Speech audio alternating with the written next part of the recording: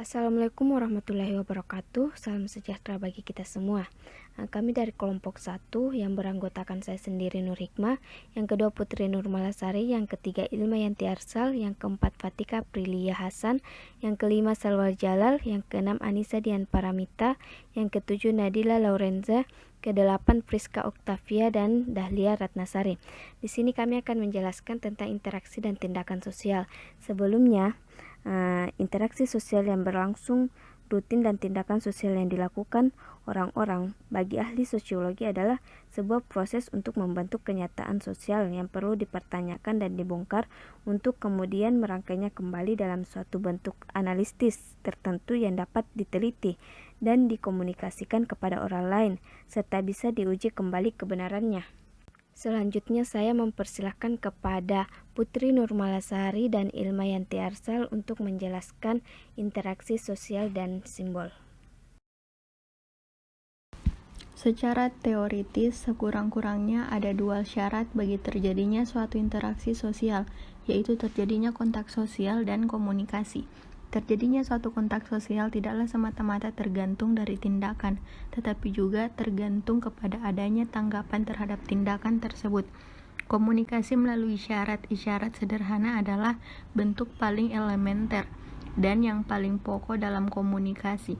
Tetapi pada masyarakat manusia, isyarat komunikasi yang dipakai tidaklah terbatas pada bentuk komunikasi ini.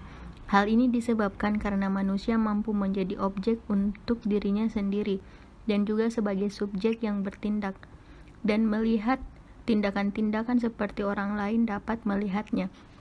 Dengan kata lain, manusia dapat membayangkan dirinya secara sadar dalam perilakunya dari sudut pandang orang lain. Menurut Karp dan Yules, simbol mengarahkan tanggapan-tanggapan kita, membantu mempersatukan atau mengkonsepsikan aspek-aspek dunia. Simbol adalah sesuatu yang lepas dari apa yang disimbolkan, karena komunikasi manusia itu tidak terbatas pada ruang, penampilan atau sosok fisik, dan waktu di mana pengalaman inderawi itu berlangsung. Sebaliknya, manusia dapat berkomunikasi tentang objek dan tindakan jauh di luar batas waktu dan ruang. Adapun menurut Leslie White, makna suatu simbol hanya dapat ditangkap melalui cara-cara non-sensoris, yakni melalui proses penafsiran. Makna dari suatu simbol tertentu dalam proses interaksi sosial tidak begitu saja bisa langsung diterima dan dimengerti oleh semua orang. Misalkan, seseorang yang mengadahkan tangan tidak selalu harus diartikan sebagai simbol meminta sedekah. Materi selanjutnya yaitu jenis tindakan sosial yang akan dijelaskan oleh Fatika Aprilia Hasan dan Salwa Jalal. 1. Rasionalitas instrumental. Di sini tindakan sosial yang dilakukan seseorang didasarkan atas pertimbangan dan pilihan sadar yang berhubungan dengan tujuan tindakan itu dan ketersediaan alat yang dipergunakan untuk mencapainya. 2. Rasionalitas yang berorientasi nilai. Sifat rasional tindakan jenis ini adalah bahwa alat-alat yang hanya merupakan pertimbangan dan perhitungan yang sadar, sementara tujuan-tujuannya sudah ada di dalam hubungannya dengan nilai-nilai individu yang bersifat absolut. 3. Tindakan tradisional. Dalam tindakan jenis ini, seseorang memperhatikan perilaku tertentu karena kebiasaan yang diperoleh dari nenek moyang, tanpa refleksi yang sadar atau perencanaan. 4. Tindakan efektif. Tipe tindakan ini didominasi perasaan atau emosi tanpa refleksi intelektual dan perencanaan bahwa 4 jenis tindakan sosial yang diutarakan adalah merupakan tipe ideal dan jarang bisa ditemukan dalam kenyataan.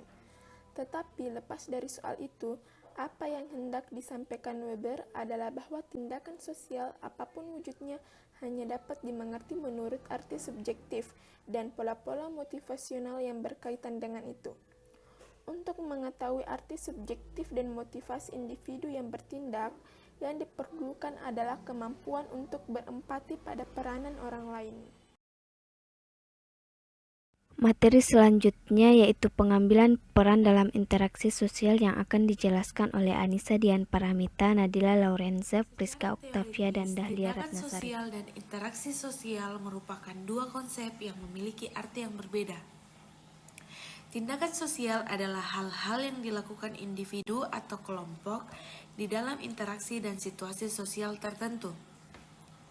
Sedangkan yang dimaksud dengan interaksi sosial adalah proses di mana antara individu dengan individu, individu dengan kelompok, atau kelompok dengan kelompok berhubungan satu bahwa interaksi sosial adalah syarat utama bagi terjadinya aktivitas sosial dan hadirnya kenyataan sosial. Max Weber melihat kenyataan sosial sebagai sesuatu yang didasarkan pada motivasi individu dan tindakan-tindakan sosial. Tertulis Johnson 1986 pada halaman 214 sampai 215. Seorang pemuda yang lama hidup di negara barat dan terbiasa membarengi setiap perkenalannya dengan mencium pipi lawan jenisnya, niscaya akan kerepotan sendiri bila kebiasaannya itu diterapkan kepada seseorang gadis desa yang lugu. Tindakan pemuda maju itu bukan tidak mungkin akan menimbulkan salah paham, bukan saja pada gadis desa yang lugu itu, tetapi juga kepada keluarganya. Ketidaksesuaian masing-masing pihak mengalami makna tindakan yang dilakukan menyebabkan terjadinya kesalahpahaman. Orang tua si gadis mungkin akan mengartikan tindakan pemuda itu sebagai perbuatan kurang ajar dan merupakan aib yang sulit dimaafkan. Menurut George Herbert Mead, agar interaksi sosial bisa berjalan dengan tertib dan teratur dan agar anggota masyarakat bisa berfungsi secara normal, maka yang diperlukan bukan hanya kemampuan untuk bertindak sesuai dengan konteks sosialnya, tetapi juga memerlukan kemampuan untuk menilai secara objektif perilaku kita sendiri dari sudut pandang orang lain. Menurut Erving Goffman, yang juga salah satu penganut pendekatan interaksionisme simbolik seperti Mead, teknik-teknik yang dipakai seseorang untuk mengendalikan kesan-kesan di mata orang lain disebut seni pengaturan kesan. Seperti dikatakan Goffman, masalah utama yang dihadapi setiap individu dalam pelbagai hubungan sosialnya adalah bagaimana mengontrol kesan-kesan yang diberikan kepada orang lain. Salah satu konsep Goffman yang terkenal adalah apa yang disebut model dramaturgi. Goffman membedakan dua macam pernyataan, yaitu yang pertama, pernyataan yang diberikan atau expression given, yaitu sarana-sarana tanda yang dengan sengaja digunakan untuk menyampaikan informasi tertentu kepada orang lain. Yang kedua, pernyataan lepas atau expression given off, yaitu informasi yang disampaikan. Di dalam kenyataan, peran yang harus dipentaskan seorang biasanya relatif beragam. Seseorang dalam hidupnya tidak mungkin hanya memerankan satu peran.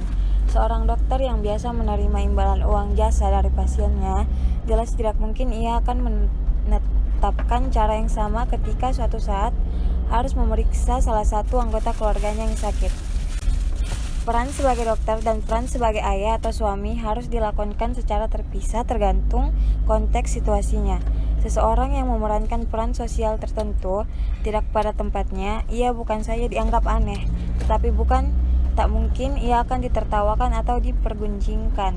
Bayangkan, misalnya, bila ada seorang mahasiswa yang berangkat kuliah dengan memakai sarung dan berkopiah, ia barangkali akan terlihat tidak normal. Tetapi tentu lain soal bila pakaian beribadah itu dipakai ketika ia menghadiri undangan pengajian atau kondangan di tetangganya. Itulah materi yang sempat kami jelaskan tentang interaksi dan tindakan sosial. Sekian dari kelompok kami, terima kasih.